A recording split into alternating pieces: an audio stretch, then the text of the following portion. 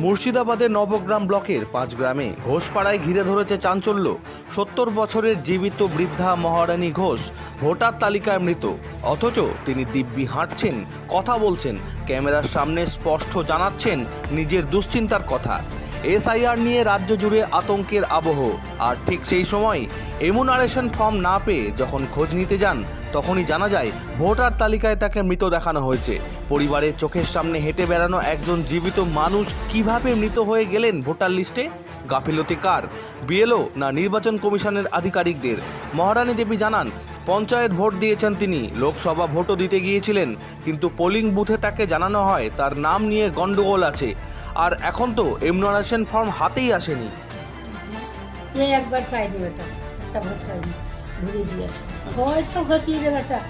এই যে মহারানী ঘোষ না দেওয়া নয়, আমাকে যখন তাকে তখনই যায়, যেখানে যা বলবে তাই করি। তা কিন্তু ভোট দিতে যে আমার ভোট লাইনি, ঘুরে দিয়েছে। মিথ্যতা বলেনি, বুঝলে যে আমার নাম ভুল হবে না, ঘুরে তুলে এলাম, কী করবো, উপায় নেই। প্রশ্ন তখনও জটিল হয় যখন ওই বুথে 10 বছর আগে মারা যাওয়া শুরু ঘোষ, 9 বছর আগে মারা যাওয়া ধুলুবালা ঘোষ সহ একাধিক মৃত মহিলার নাম 2025-এর ভোটার তালিকায় জীবিত অবস্থায় রয়েছে। তাহলে নির্বাচনীয় সময় এলেই মৃতরা জীবিত হয়ে ওঠেন ভোটার লিস্টে, নাকি এসবই আধিকারিকদের গাফিলতির ফল? মোটামুটি 68 থেকে 70 বছর বয়স হবে যায় আনুমানিক। তো কথাটা হচ্ছে, আমার মা বয়স্ক মানুষ, ও আমার মায়ের এখন এই যে একটা এসআরআই ফর্মের যে একটা ব্যাপার চলছে, তা আমার মায়ের আসেনি, তো সেটা আমরা জানছি, আমরা মাকে জানাইনি তো এই কারণে যে আমার মা একটু অসুস্থ। তারপরে এইসব শুনে বা টিভি মিডিয়ার মাধ্যমে দেখে আমার মা খুব ভেঙে পড়েছে, ঠিক আছে। তো আমার একটাই রিকোয়েস্ট বা অনুরোধ, এই আধিকারিকদের কাছে, যে আমার মার খুব শীঘ্রই ব্যবস্থা করা, এসআরআই ফর্ম আসুক, আমার মায়ের ভোটে নাম উঠুক, আমার মা ভোট দেখ, আমার মা দেশের নাগরিক হিসেবে চিহ্নিত হোক। কেন এসআর ফর্ম আসেনি? সেটা ডেট হয়ে গেছে, ডেট দেখাচ্ছে, আমার মা জীবিত অথচ তাকে ডেট দেখাচ্ছে। যাই হোক, ডিপার্টমেন্টের কোনো ফল্ট বা কারো গাফলতির জন্য এটা হয়েছে। তাদেরকে আমার কাছে আমি বলতে চাইছি সেটাই, যে তাদেরকে এসে আমার মাকে এটা ঠিক করে দিতে হবে। যারা করেছে, যারা আমার মা তো ওইগুলো করতে পারে যায়নি, বা আমরাও যাইনি। আমার মার যেটা এই ঘটনাটা ঘটেছে, তাদেরকে আমি জানাচ্ছি যে আমার মায়ের এটা এসে তারা ঠিক করে। আপনার মা এবং আপনি কতটা আতঙ্কে রয়েছেন? খুবই আতঙ্ক রয়েছে, খুবই ভয়ে রয়েছে। এই যে একটা ব্যাপার চলছে, মানুষ সব একটা বিশাল একটা ভয়ঙ্কর ব্যাপার শুনছি বা জানছি, বুঝছি, দেখছি, আবহাওয়া খুব খারাপ। তাহলে এই মুহূর্তে আপনি বলুন না, আমার মা বয়স্ক মানুষ, তাহলে আমার মা কতটা ভেঙে পড়েছে আমরা তো দেখতে পাচ্ছি। আমার মা ঠিকমতো খেতে পাচ্ছে না, আমার মায়ের এমনিতেই চলাফেরা বন্ধ হয়ে গেছে। আমার মা ঠিকঠাক ঘুমাতে পারছে না, খেতে পাচ্ছে না, এবং আমার মা চলাফেরা করতে পারছে না। একদম ভয়ে আতঙ্কে একদম আমার মা শেষ হয়ে যাচ্ছে। ওই যে বললেন ডেটটা কত সালে করেছে, এবার এখন বলতে আমি বলে দিচ্ছি, ওটা আপনার 2023-এ যে পঞ্চায়েত ভোটটা হয়েছিল, সে ভোটটা দিতে পেরেছিল। তারপরে যে লোকসভা ভোটটা হয়েছিল, সে ভোট দিতে গিয়ে আমার মা ঘুরে আসে। তখন কি আপনার অভিযোগ করেছিলেন?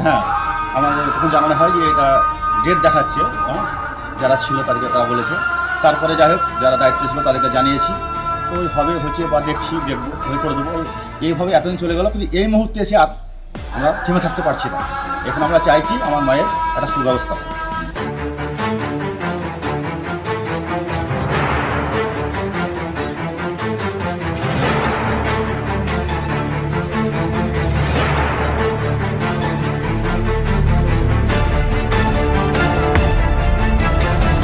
জীবিত মানুষ মৃত, মৃত মানুষ জীবিত, সাধারণ মানুষের মনে তাই তীব্র প্রশ্ন, এই গুরুতর ভুলের দায় কে নেবে? আর কত অসহায় মানুষকে এমন হয়রানির শিকার হতে হবে?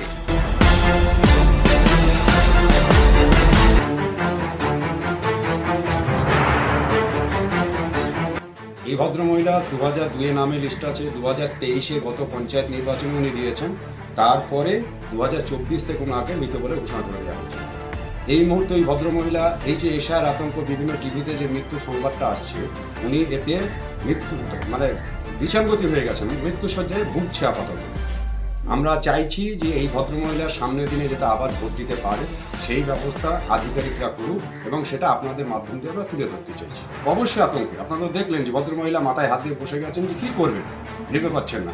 ওনার নাম আমরা এখানে দেখতে পাচ্ছি 166-24 সালে, আর 2002-এ আছে 9 নম্বর সিরিয়ালে।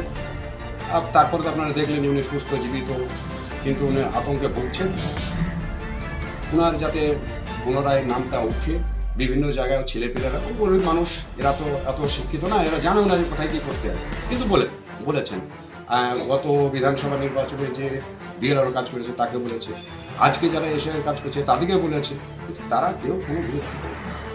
নির্বাচন কমিশনারকে দেখা উচিত যে অনেকেরই নাম মৃত, 3 বছর 4 বছর 10 বছর আগে মারা গেছে, অথচ এখানে লিস্টে নাম আছে আমি দেখতে পাচ্ছি। সেটা আপনারা দেখলে দেখতে পারেন, সেই লিস্টের নাম্বারগুলো আমরা বলে দিচ্ছি। এই যে যেমন 10 বছর আগে মারা গেছে একজন মহিলা, এর নাম হচ্ছে সরু ঘোষ। 2024 সালের 142 নম্বরে তার নাম, 10 বছর আগে মারা গেছে, অথচ তার নাম এখানে আছে। 3 বছর আগেও মারা গেছে, সেটাও এখানে দেখলাম পিউ ঘোষ, 168 সিরিয়াল নাম্বার, ওনার 24 সালেও নাম দেখাচ্ছে, কিন্তু এই দীর্ঘদিন আগে মারা গেছে। একটা সুস্থ জীবিত মানুষ নাম রাখতে পারছে না, অথচ মরা মানুষের নাম পেতে পারছে। আমার নাম আব্দুল সামাদ, 5 গ্রাম তেল।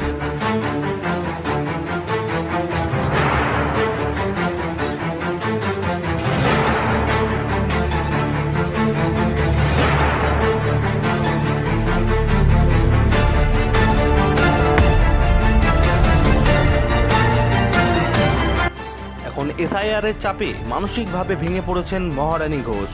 Bureau report, Bangla news.